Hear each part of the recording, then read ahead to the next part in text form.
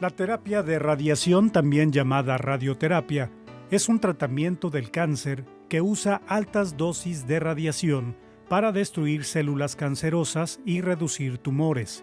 En dosis bajas, la radiación se usa en rayos X para ver el interior del cuerpo, como en radiografías de algunas partes del cuerpo, en dientes o en huesos fracturados. En dosis altas, la radioterapia destruye las células cancerosas o hace lento su crecimiento, al dañar su ADN. Las células cancerosas, cuyo ADN está dañado irreparablemente, dejan de dividirse o mueren. Cuando las células dañadas mueren, se descomponen y el cuerpo las desecha. La radioterapia no destruye de inmediato las células cancerosas. Se requieren días o semanas de tratamiento antes de que el ADN esté dañado lo suficiente para que mueran las células cancerosas. Luego, las células cancerosas siguen muriendo semanas o meses después de terminar la radioterapia. Hay dos tipos principales de radioterapia: externo y radioterapia interno. El tipo de radioterapia que se usará para cada paciente depende de factores como el tipo de cáncer, el tamaño del tumor, la ubicación del tumor en el cuerpo, qué tan cerca esté el tumor a tejidos normales sensibles a la radiación, salud en general y su historial médico, si el paciente tiene otros tipos de tratamiento contra el cáncer y otros factores como su edad y padecimientos médicos. A continuación, en Soluciones, hablaremos de la importancia del tratamiento con radioterapia como parte fundamental en la lucha contra el cáncer.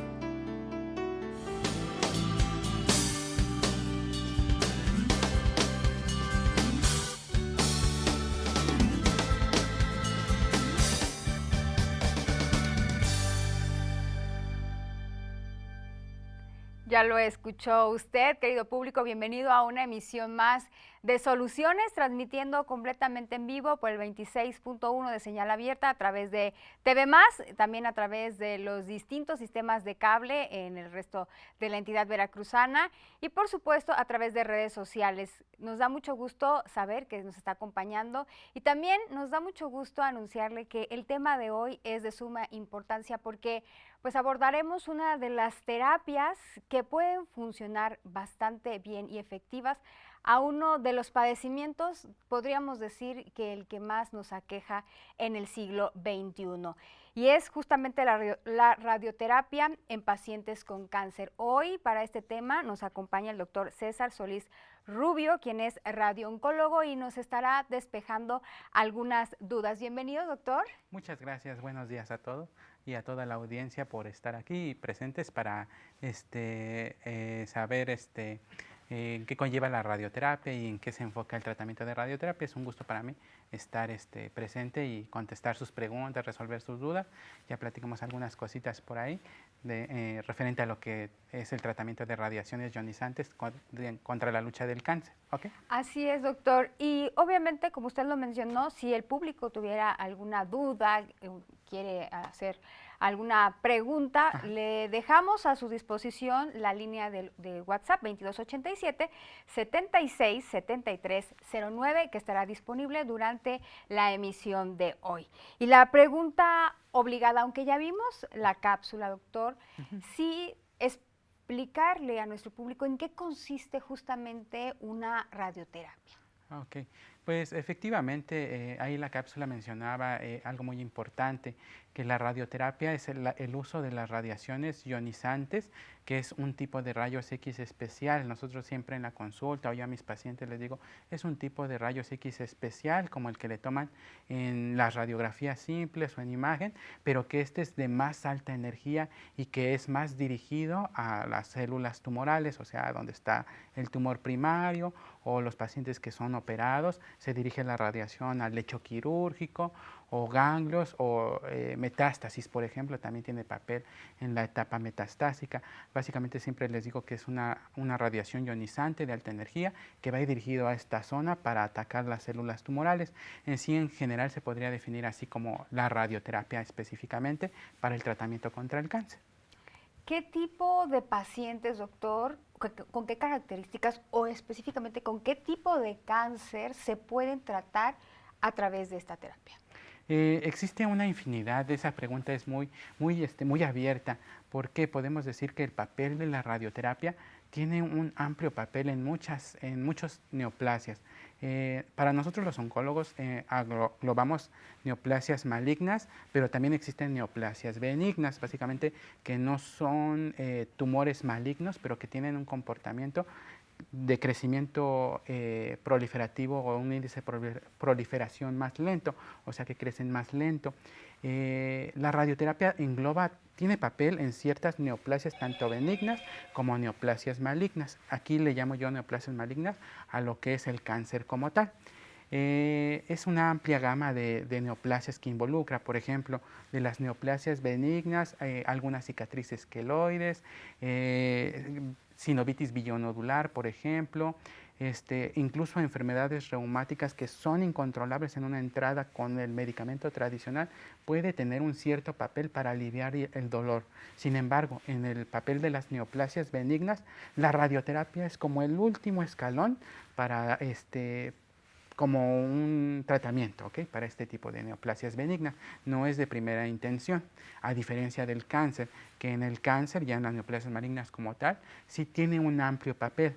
Y del amplio papel podemos decir que incluso tumores desde la cabeza hasta los pies, sistema nervioso central, la médula espinal, el pulmón, todo el tipo de neoplasia maligna, páncreas, gástrico, tracto digestivo, ginecológicos, sarcomas que son de las extremidades o del cuerpo, incluso cánceres de piel, que algunos son más agresivos, otros no.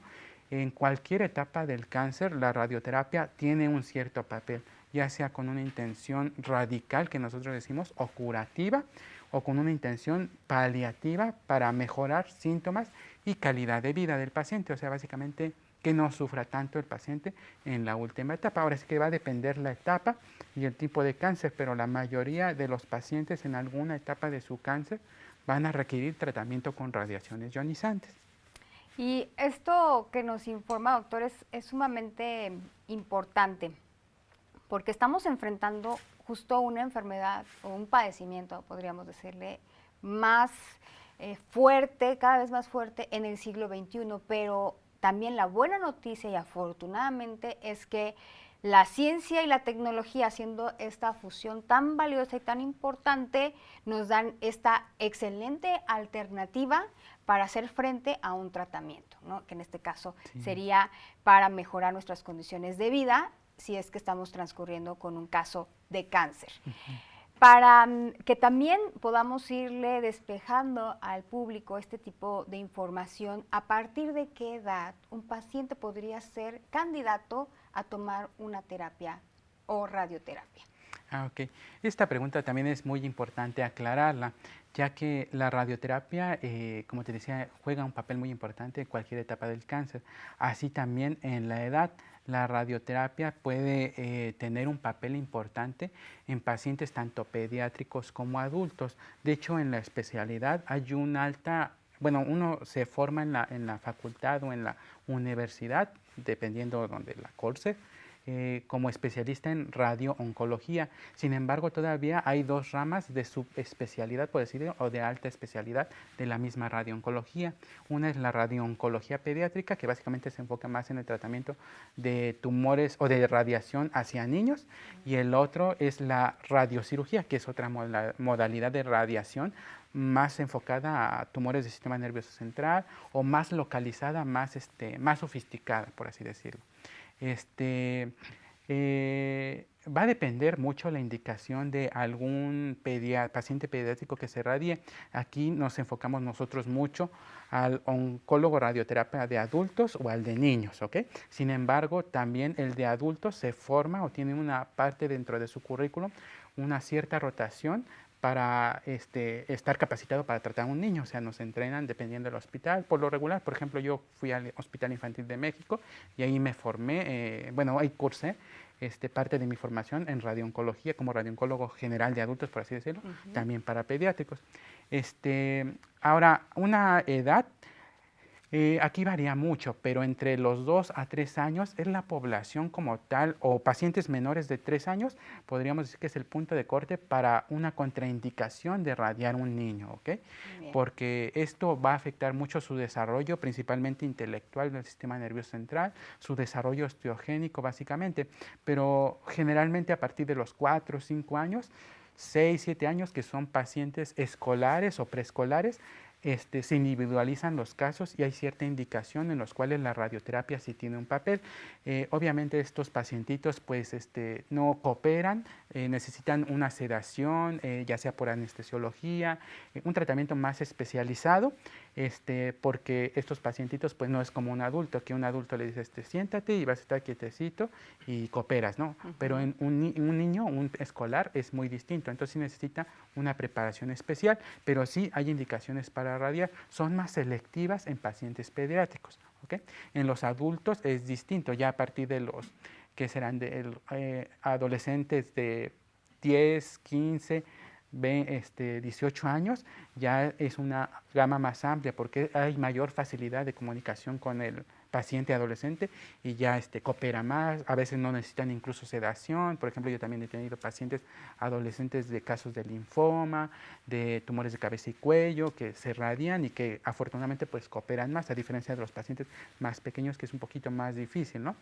Y ya en los adultos la gama es mucho más amplia porque tiene un papel más estudiado y es más amplia porque ya no hay tanto detención, por ejemplo, del desarrollo, del crecimiento, por ejemplo, que a diferencia del paciente pediátrico, sí, pero estrictamente podemos decirlo así, un paciente de menos de 3 años o algunos incluso de 2 a 3 años lo ponen como un punto de corte para una contraindicación de radiación en este tipo de pacientes.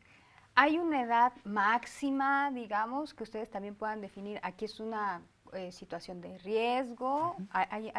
¿Hay alguna también contraindicación con los pacientes, por ejemplo, adultos mayores? Sí, para los pacientes adultos mayores realmente más que la edad, nosotros los oncólogos manejamos unas escalas del estado funcional que se llaman estado funcional, que nosotros los abreviamos como ECOG y Karnofsky, que es básicamente qué tan funcional es el paciente geriátrico o adulto mayor, llámese mayor de 60 años o en algunos 65, pero el punto de corte siempre es 60 años, se evalúa la escala de funcionalidad. En estos pacientes, si por ejemplo, si el paciente ya está más postrado en cama, la mayor parte del tiempo el cáncer está tan avanzado que ya no le permiten hacer, básicamente incluso pacientes ni siquiera comer por sí solos, o sea, valerse por sí solos, ya no caminan, podríamos decir que en estos pacientes es riesgoso o es contraproducente dar tratamiento de radioterapia, ¿ok? Esto va más enfocado en etapas muy avanzadas del cáncer, ¿no? Por ejemplo, en la etapa terminal, que es la etapa 4, en la que se da la radioterapia paliativa con intención de mejorar calidad de vida.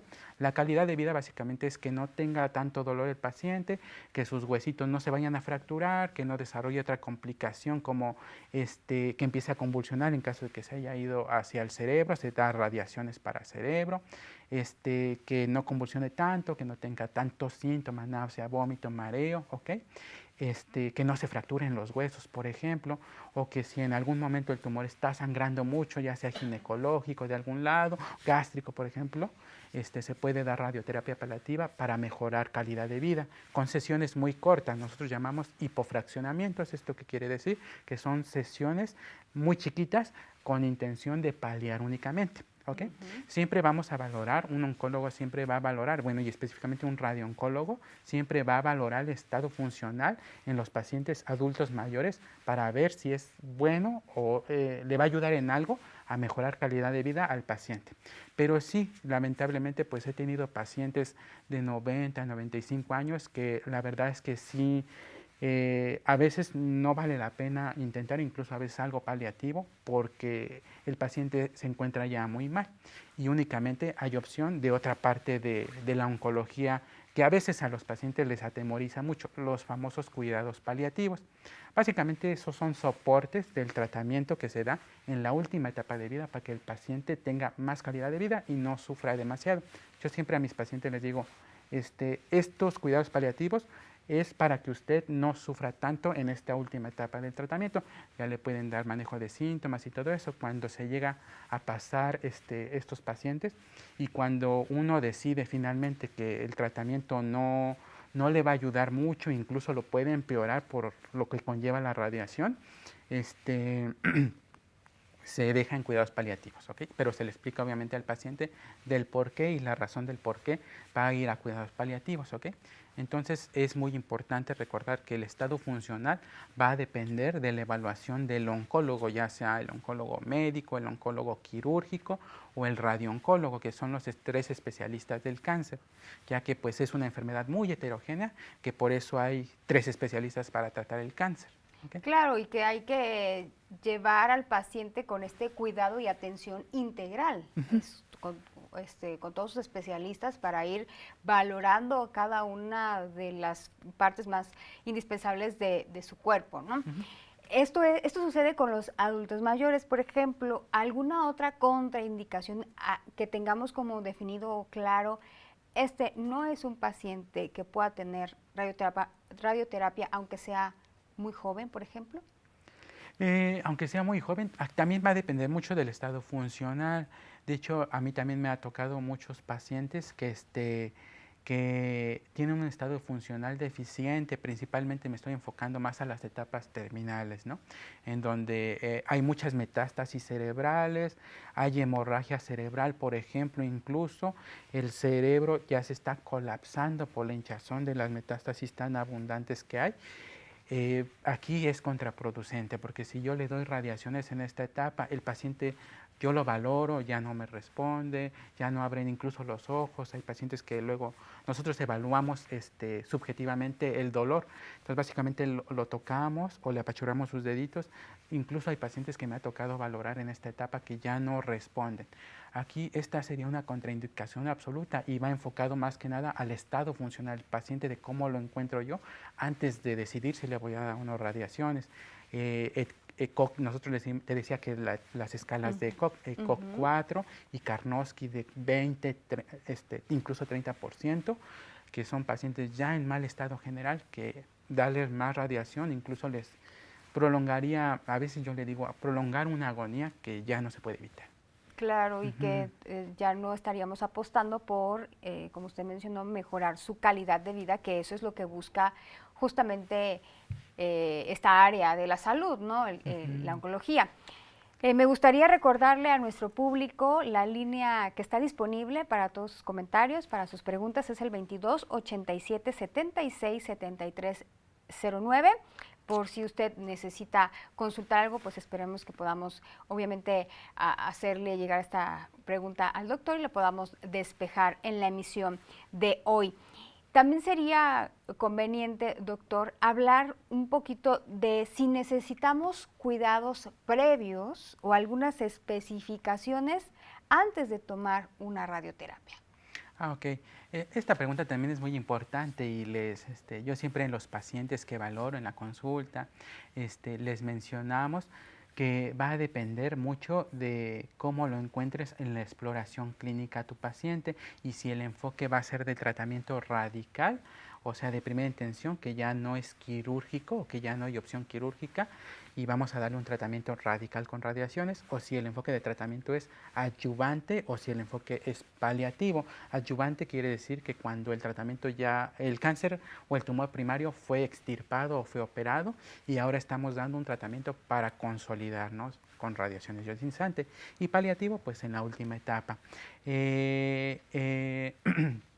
Aquí en estos pacientes tenemos que valorar ciertamente, también te repito, el estado funcional, el estado nutricional del paciente, si el paciente lleva un estilo de vida poco saludable, ¿no? Cambiar hábitos, porque, por ejemplo, iba a ser dirigido a la opción en abdomen, por ejemplo, ¿no? Los intestinos se pueden inflamar por efecto de la radiación. Nosotros les damos una dieta especial como preparación para recibir radiaciones, ¿no? Alimentos que le puedan ocasionar síntomas como náuseas, vómito, mucha distensión abdominal o cólicos incluso, diarrea, bastante diarrea al paciente. Para la radioterapia nosotros les decimos que hay alimentos que le pueden ocasionar o hacer que se sienta aún peor si no llevan esta dieta, ¿no? Claro. Por ejemplo, podemos dividirlo por regiones para cabeza y cuello, por ejemplo, alimentos muy calientes, va a ser individualizado por cada radiooncólogo, ¿no? Pero por lo general alimentos muy calientes que le puedan lastimar cuando pase o degluta los alimentos, que le arda, o que por ejemplo se esté exponiendo a los rayos del sol, o por ejemplo aquí estamos muy cerca de la playa, que reciba sus radiaciones y que por azares del destino pues vaya a solearse a la playa, en la piel que se va a radiar no se debe exponerse a los rayos del sol, por ejemplo, porque se puede irritar todavía más, aparte del efecto de la radiación, se puede irritar todavía más, por ejemplo. Sí hay que tener una cierta recomendación y va a depender así la región que vayamos a radiar. ¿Okay? Depende mucho de la región. Por lo regular para las extremidades, los tumores que se llaman sarcomas, que son tumores de tejidos blandos o hueso, por lo regular ahí no hay tanta contraindicación porque es más fácil, la zona no involucra tanto algunos órganos cercanos que puedan inflamarse por efecto de la radiación. No los compromete. No los compromete como tal. La radiación, exactamente. Y es más sencillo. Okay. Ahora, la pregunta también obligada, doctor, y es que sabemos que como mexicanos, con estos temas de apegarnos a un reglamento, a una dieta, digamos que nos cuesta un poco. Llevamos en general una alimentación muy variada, podría decir que en excesos, ¿no? En exceso de grasas, en exceso pues de picantes, por ejemplo, de cosas que irritan, ¿no? Normalmente el estómago, en exceso de azúcar. ¿Qué tanto en su historia clínica como doctor con este tipo de radioterapia se apega el paciente o trata de ser, digamos que, obediente a esta lista de requerimientos justo para tomar su terapia? Esto también es muy variable, porque va a depender mucho del estado general del paciente y de pues desafortunadamente estamos en un país tercermundista, ¿no? De clases sociales muy bajas y clases sociales más altas o más intermedias o más acomodadas. Por lo regular en mi experiencia, hay pacientes, me ha tocado a veces, pacientes que incluso no tienen casi para comer o van casi al día y están pendientes a lo que les puedan ofrecer básicamente. Entonces aquí me ha costado más trabajo que sigan la dieta como tal, consumo de frijoles, de lentejas, por ejemplo, que están realmente contraindicados durante el tratamiento de radioterapia para limitar la toxicidad que puedan tener. A veces es difícil. A diferencia, por ejemplo, un paciente que tiene más acceso, más posibilidad, pues sí puede consumir más verduras, más fruta, pescado, pollo, por ejemplo, carnes no grasosas como res, puerco, que tengan mucha grasa, a diferencia del otro tipo de pacientes. Es muy variable, pero la mayoría de los pacientes trata de apegarse a lo que es la indicación, porque realmente se les debe de reafirmar desde antes de recibir la radioterapia, que si le falta apego, que si tiene apego, puede incluso sentirse más mal y habrá de necesidad de suspender un cierto tiempo el tratamiento y eso se impacta en el control de las células. Es ideal, por ejemplo, nosotros prescribimos sesiones de radiación que van a ser muy variables. Dependiendo del número de radiación, ya definirá el radiooncólogo cuántas, si es una, si es 8, si son 10, 15, hasta 35, por ejemplo. Va a depender mucho y aquí sí es importante hacerles énfasis en cuanto a los cuidados que deba tener para evitar más que nada complicaciones o toxicidades mayores y que nosotros tengamos que interrumpir un tratamiento, ya que de preferencia el tratamiento de radiaciones es preferible que si se inicia hasta que se termine es el mejor control. Sin embargo, también en la experiencia hemos tenido pacientes o he tenido pacientes que, en los cuales la toxicidad o por alguna razón se interrumpe 1 o 2 días y se prolonga el tratamiento. Se ajusta la dosis, básicamente, se agrega 1 o 2 sesiones después, dependiendo los días que haya faltado el paciente o que se puso mal o por alguna X razón, ¿no? Que cualquier cosa, ya los enfocamos así, pero idealmente el tratamiento debería de ser de corrido, ¿ok? Y sí influye mucho el papel del apego a estos cuidados, sí influye mucho, ¿ok? Antes de irnos a la pausa promocional, doctor, sería conveniente explicar al público aproximadamente cuántas sesiones son las que componen esta terapia en general, digamos, para un tratamiento.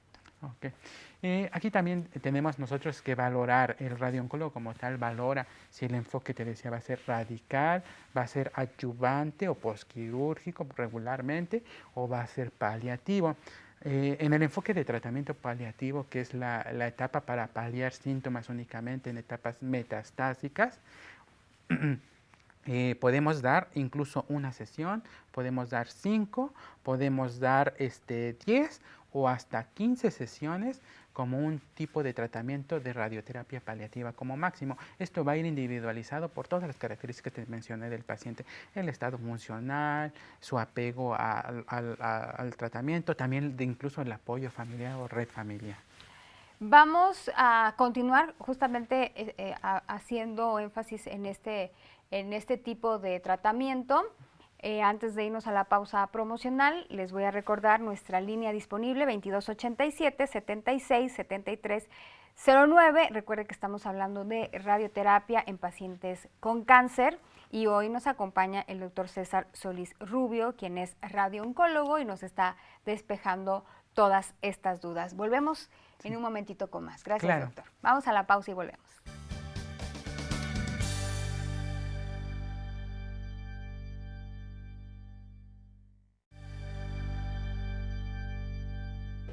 Fue a partir de una mastografía que me solicitó el Seguro Popular, que iba yo a cumplir los 40 años, y me piden que es necesario repetir este estudio. A mí me resulta un poquito cuestionador de por qué es necesario repetirlo y voy con un ginecólogo. Primero con una ginecóloga y me manda a hacer otra serie de estudios que anteriormente no me habían hecho. Marcadores tumorales de mama, de ovario, Papa Nicolau, ecografía de ambas mamas. Pido una segunda opinión y me dice el ginecólogo que es necesario un tratamiento de 6 meses ya que los resultados que arrojaban las ecografías era mastopatía fibroquística en grado leve. Empiezo mi tratamiento, confieso que los síntomas más frecuentes que yo tenía era dolor de espalda, principalmente del lado derecho. Cambió un poquito la coloración del seno y una fibrosis o un nódulo que parecía que estaba creciendo. Sin embargo, el signo más revelador que yo tuve fue un sangrado en el pezón derecho que me sucedió 3 meses después de que inicié mi tratamiento. Posteriormente, después del sangrado, yo me dirijo con un ginecólogo y me dice que es necesaria una cirugía, la biopsia de esta fibrosis que yo tenía. Se manda a analizar a patología y me dice el ginecólogo, el resultado es positivo, es cáncer y es necesario pasarlo ya a oncología. Entonces empiezo mi tratamiento de quimioterapias, me aplican 6 quimioterapias cada 21 días, junto con otros estudios de laboratorio y demás que eran necesarios. Posteriormente también me dirijo aquí al SECAM para recibir el tratamiento de las radioterapias. Me aplican 30 radiaciones en el acelerador lineal y hoy en día llevo un tratamiento de control, de vigilancia y supervisión a partir de estudios, citas, consultas y chequeos. Yo recomiendo crear una cultura de prevención, no solamente de la prevención de enfermedades tan graves como es el cáncer de mama, sino también del cuidado de la salud. Hay muchos factores de riesgo que propician este tipo de enfermedades, desde la mala alimentación, el consumo de alcohol, de tabaco, falta de ejercicio. Yo recomiendo el cuidado frecuente de la salud, ¿no? Y es preferible prevenir a lamentar, ¿no? Incluso ubicar invertir tiempo, esfuerzo para prevenirlo en lugar de lamentar después. Yo lo digo a título personal, yo creo que cualquier mujer que padece esta enfermedad tiene derecho a enojarse, a quejarse, a gritar, pero no tiene derecho a darse por vencida. Yo creo que Es muy importante la actitud positiva ante la vida y el considerar estas tres palabras, quimioterapia, radioterapia, cirugía, siguen siendo opciones de vida.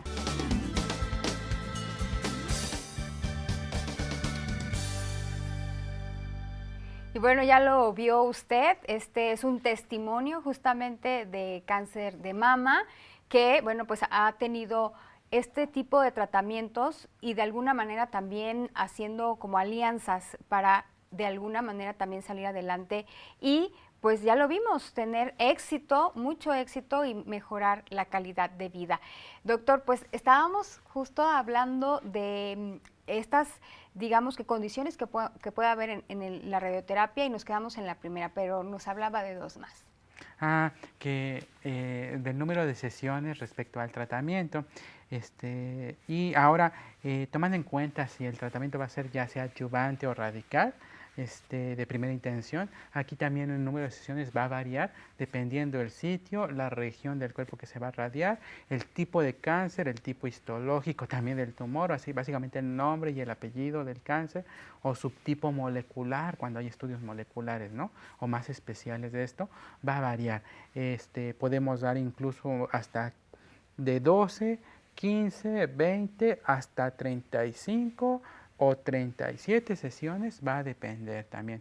Y va a depender mucho también si hay fraccionamientos. Nosotros los oncólogos radioterapéuticas o radiooncólogos manejamos el término fraccionamientos, que es el número de sesiones que se le da al día. Existen esquemas actualmente con la radiación ya más estudiada, ¿no? de primer mundo, por así decirlo, en los cuales podemos dar fraccionamientos o sesiones que van de 1.8 a 2 grays por día. Grays es la palabra que se le denomina a la dosis que va a recibir de radiación por día. Estos esquemas son como los tradicionales que suele haber, que es de lunes a viernes, sábados y domingos hay descanso de sus sesiones de radiación, etcétera, ¿no? Y existen otros esquemas de fraccionamientos más chiquitos, que nosotros decimos hipofraccionamientos, en los cuales es la misma o es equivalente la dosis que manejamos, pero se reduce en el número de sesiones. Va a depender también mucho la tecnología y el aparato en donde se puedan dar este tipo de sesiones, ya que hay aparatos que no se puede dar un fraccionamiento más que el convencional y hay otros aparatos que permiten escalar la dosis con hipofraccionamientos, o sea, reducir el tiempo, por ejemplo, de que sean 35, 37 sesiones, las podemos reducir hasta 20 o 28, por ejemplo. Son menos días que el paciente acude, pero al final de cuentas la dosis es la misma, ¿okay? Es equivalente. ¿Okay? Estamos hablando, como en el testimonio, de que se pudo contar con un tratamiento integral. La radioterapia, digamos que con qué otros tratamientos podría ser compatible para que estén actuando simultáneamente en el proceso de un paciente. Aquí es muy importante también, te digo, la valoración, como tú decías, integral del paciente, ¿no? Ser valorado ya sea de entrada por el oncólogo quirúrgico o ser valorado por un radiooncólogo, por un oncólogo médico como tal. Pero existen ya estándares internacionales, tanto guías norteamericanas, europeas, asiáticas incluso, tanto para primer, segundo y tercer mundo, incluso países africanos también ya están estandarizados el tratamiento del cáncer, en donde se etapifica al paciente y se decide qué es lo primero que le tiene que dar. Si primero va la quimioterapia, si primero va la radioterapia o si primero va la cirugía, ¿no? Ya después de esto, si es quimio y radioterapia, valorar si se puede dar junto, como quimio-radioterapia concomitante, o hay opciones, es muy, muy variable, en las que a veces a un paciente se le pueden dar ciclos de quimioterapia, reduce un poco el tamaño tumoral, le damos quimio-radioterapia junta, responde bien, incluso a veces pacientes se pueden llevar a operar todavía, o sea, adicionalmente, es muy, muy variable. Hay otras opciones en las cuales nada más es quimio, por ejemplo, cáncer de ovario, por lo regular, quimioterapia primero, luego la cirugía, y la radioterapia se reserva como última opción hasta el final, ¿no? Paliativo. Es muy, muy variable decir, pero sí hay ciertos cánceres que podemos decir en los cuales se pueda combinar más que nada con la radioterapia y la quimioterapia juntas. Por ejemplo, cánceres ginecológicos, cervicouterino, endometrio en etapas más avanzadas, ¿ok? O lo que nosotros llamamos lo corregionalmente avanzado. Se pueden dar opciones, o tumores de cabeza y cuello también lo corregionalmente avanzados, o que están, por ejemplo, en las estructuras medias, ¿no? En donde la cirugía, pues básicamente no te pueden quitar el esófago, ¿no? O no te pueden quitar la laringe o así, por la cosmesis y básicamente la preservación de órgano y la función, Claro. ¿no? No te pueden quitar un cáncer de laringe porque básicamente te vas a quedar sin habla toda la vida. Aquí se pueden dar opciones de combinación con otros tratamientos como la quimioterapia, ¿ok? Pero hay cierta indicación y ciertas especificaciones que va a valorar tanto el oncólogo médico como el oncólogo radioterapeuta. Bueno, público, pues esperemos que toda esta información sea de utilidad y lo invitamos también a que se comunique con nosotros al 2287-767309, que es la línea que está disponible para usted. Justo aquí la tengo en mis manos para que no quepa duda de que vamos a contestarla y atenderla en cuanto llegue su mensaje. Sabemos, doctor, que también hay muchos mitos, en algunos lugares todavía hay muchos mitos con respecto a este tipo de terapias o la radioterapia. Es que te va a hacer daño, es que es muy nociva, muy invasiva, y hay pacientes que no se atreven a dar el siguiente paso, aún con una valoración, como lo vimos en el testimonio. Afortunadamente, esta paciente pues tuvo valoraciones específicas, ¿no? Oportunas, y la vemos bien, la vemos digamos que fue a buen puerto su tratamiento. Pero, ¿qué le podemos decir al público con respecto a estos mitos que todavía llegan a estar en ciertas comunidades, a lo mejor en donde no tenemos tanto acceso a más información, a cosas que le podamos decir: apuesta por la ciencia, apuesta porque vas a estar bien? Okay. Pues lo primero que me gustaría mucho impactar en esto para el cáncer así en general, independientemente si yo soy radiooncólogo o el oncólogo médico que aplica quimioterapias o terapias blancos o el oncólogo quirúrgico, la cultura de México es más enfocada primero en cáncer a la detección oportuna y la prevención de enfermedades. Y llámese no nomás cáncer, diabetes, hipertensión, algunas otras enfermedades mucho más comunes, ¿no? También. Pero es importante que en estos lugares que hay pueblos incluso situaciones indígenas o que no tienen fácil acceso para un sistema de salud adecuado, que al menos al centro de salud de su comunidad vayan a un chequeo, ¿no? Al menos anualmente, ya sea para control de la diabetes, de alguna enfermedad, estudios de sangre, revisión de las mamas. Hay pacientes muy jóvenes, incluso de 20, 30 años me ha tocado con cáncer ya de mama. Entonces, la cultura de prevención, de acudir al menos una revisión médica anual o cada 6 meses como mínimo, aunque estés clínicamente, nosotros decimos clínicamente sano o aparentemente sano, pues acudir a revisiones médicas, ¿no? Si hay algún tumor o algo que me salga una bola o un tumor que se pueda sentir o palpar o lo puedan visualizar, la cultura es de prevención y que acudan a tiempo antes de que pues se dejen crecer o pasar mucho tiempo, para evitar todos estos mitos, ¿no? De que si te va a hacer daño, de que si quizá es cáncer y tengo miedo. No hay que tener miedo. Es mejor atenderse a tiempo y prevenir o detectar oportunamente en etapas más tempranas. Así es, y no verlo como un enemigo. Al final creo que ya estamos más familiarizados con el tema del cáncer. Ahora sabemos que hay muchos tipos de cáncer, que nadie está exento. Esa podría ser la palabra: nadie está exento de padecer algún tipo de cáncer. Influyen, por supuesto, los estilos de vida, influye también qué tan oportuna puede ser la detección, y también estar muy atentos al llamado de nuestro cuerpo, porque siempre hay alguna alarma, ¿no? Hay algo me duele, algo no está bien, creo que, y a veces aún en la ciudad, aún estando cerca de la información, hay gente que todavía puede decir: no me quiero revisar porque qué tal que me dice que es algo malo. Entonces hay que enfrentarlo, hay que atendernos, hay que hacer los estudios necesarios, convenientes, y más vale estar tranquilos de que podemos descansar y no atender algo a que estemos dejando pasar el tiempo para atendernos. Hace un momento mencionó también algo que me parece relevante, doctor. ¿qué tanto tenemos acceso en el servicio de salud pública a una radioterapia? Ok. Aquí en el estado de Veracruz hay un centro oncológico como tal que engloba pues, el tratamiento con cáncer, ¿no? Y que específicamente tiene radioterapia pública, pero hay instituciones que engloban también manejos oncológicos y que desafortunadamente pueden o no tener servicio de radioterapia.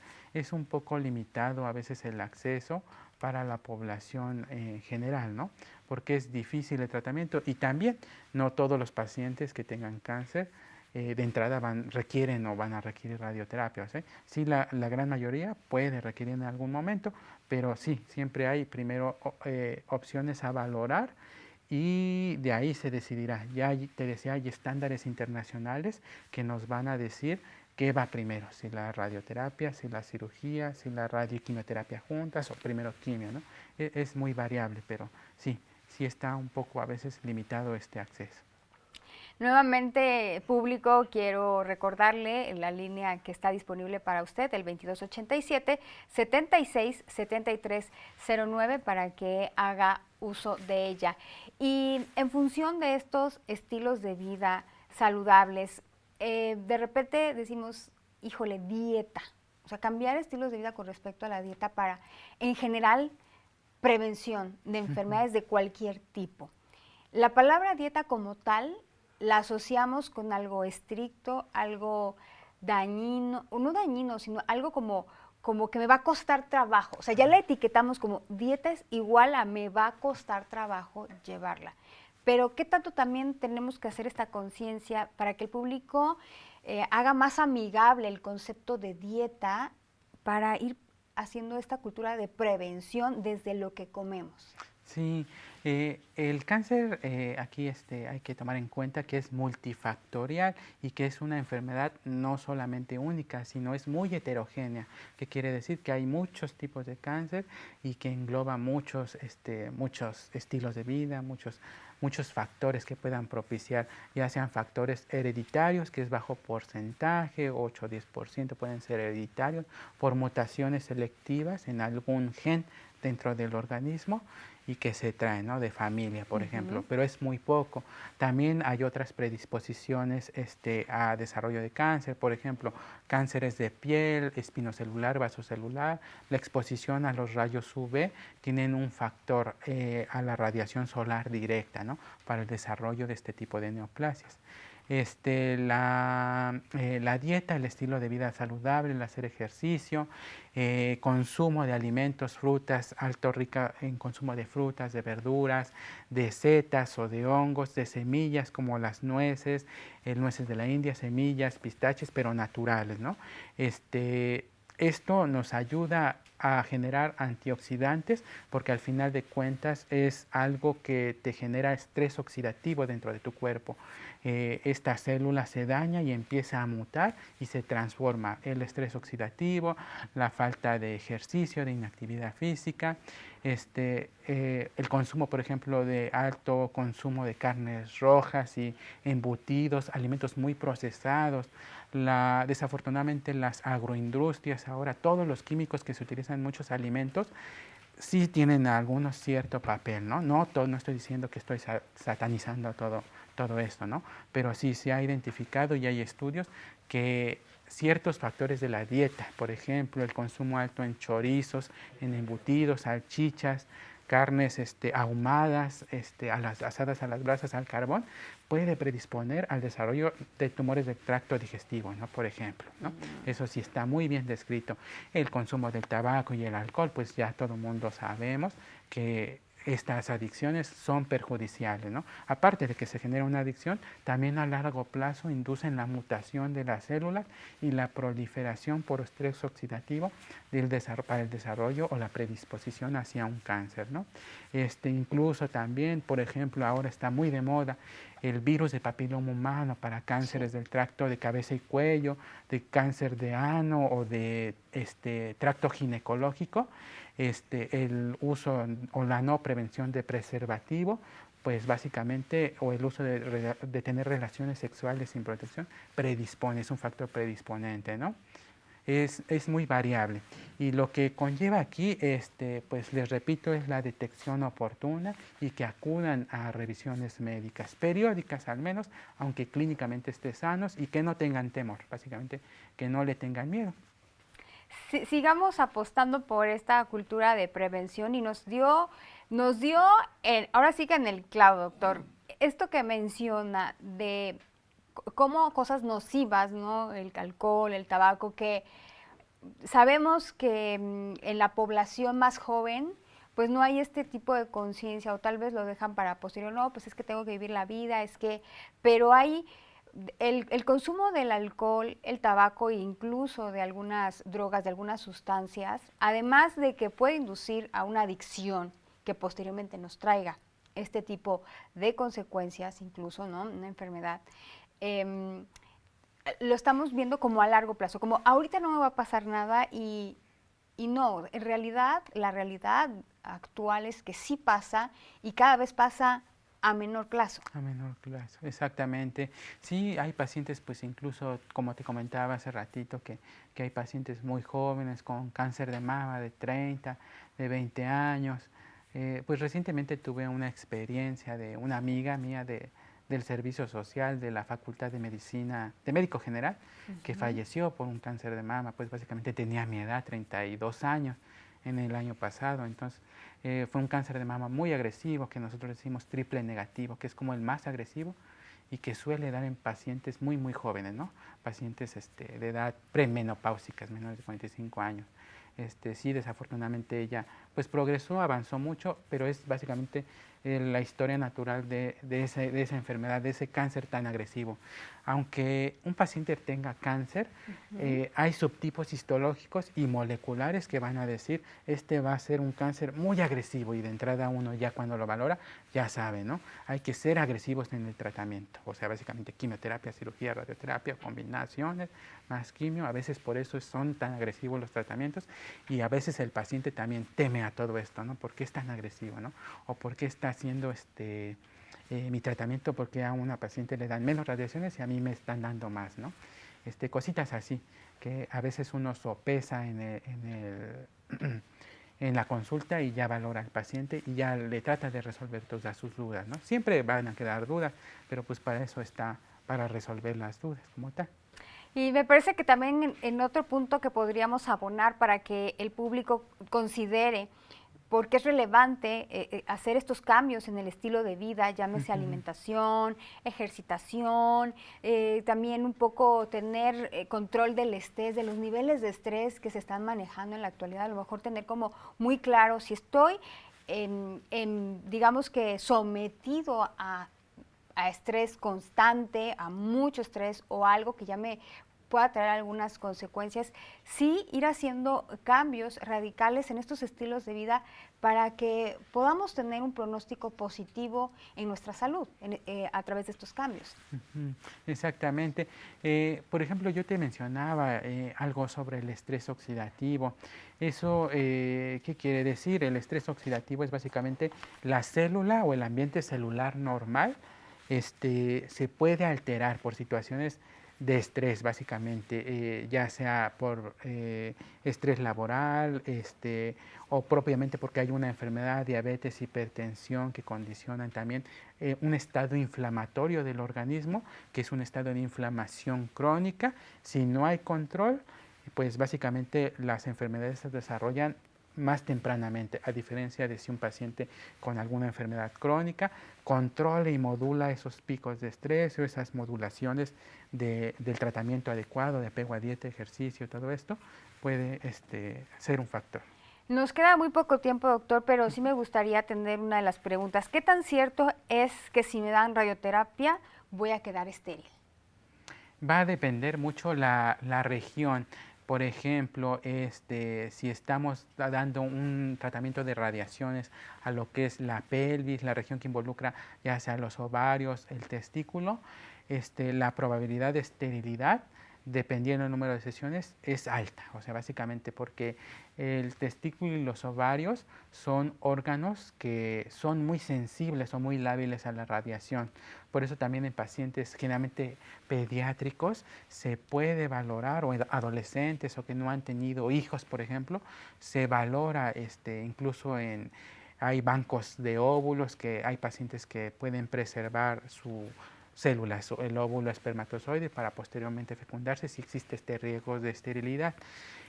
Pero sí puede haber esterilidad secundaria al tratamiento de radiaciones ionizantes, específicamente si vamos a involucrar la región de pelvis o abdomen, ¿ok? Donde están los órganos sexuales, reproductores. Claro. Exacto. Y por último, doctor, a mi vecina le salió un tumor después de que le dieron tratamiento de radioterapia. ¿Esto es posible? Aquí hay que valorar si ese tumor salió en la región donde se dio radiaciones, porque nos hablaría quizá de un poco control, y si el enfoque obviamente fue nada más paliativo o si fue curativo, ¿no? O si fue radical el número de sesiones que se le dieron. Y existe también un riesgo de segundas neoplasias asociado no precisamente al hecho de darte radiaciones, sino básicamente a que el tumor puede brincar, o sea, el mismo cáncer puede brincar a otros lados. Entonces aquí sí esa pregunta habría que especificarla más, si le salió o le salió un segundo tumor, pero en dónde le salió. Y básicamente también hay que ver si no es el mismo cáncer que ya tenía, o sea, que regresó, o si es un nuevo cáncer que apareció, pero secundariamente a otra predisposición. O sea, he tenido pacientes que, recientemente apenas ayer, tuve un caso de una paciente que tiene 3 cánceres, cáncer de ovario, de endometrio y cervicuterino. Okay, entonces, ya es un tema más complicado. Hay complicados. Muy bien. Doctor César Solís Rubio, bueno, radiooncólogo, ha sido para nosotros un gusto tenerlo en Soluciones. Esperamos que hayamos despejado sus dudas. Recordarles que octubre es el mes de sensibilización del cáncer, específicamente de mama, que tenemos que hacer una campaña fuerte, constante, de prevención y de atención oportuna. Y nosotros pues esperemos que más adelante pueda hablarnos también de otros temas con respecto al cáncer. Doctor, gracias por habernos acompañado en la emisión de hoy. Muchas gracias por la invitación a todo el equipo y muchas gracias a ti por hacerme la entrevista y al productor. Muchas gracias y al público exhortarlos a que hagan una cultura de prevención y detección oportuna. Muchas gracias, doctor. Esto es Soluciones, ya lo sabe, a través de TV+. Nos encontramos en vivo todos los jueves, pero también puede seguir las transmisiones posteriores a través de Facebook en TV+, y pues siga toda la programación que tenemos disponible para usted. Nos despedimos solo en esta ocasión, te esperamos en la próxima. Hasta pronto.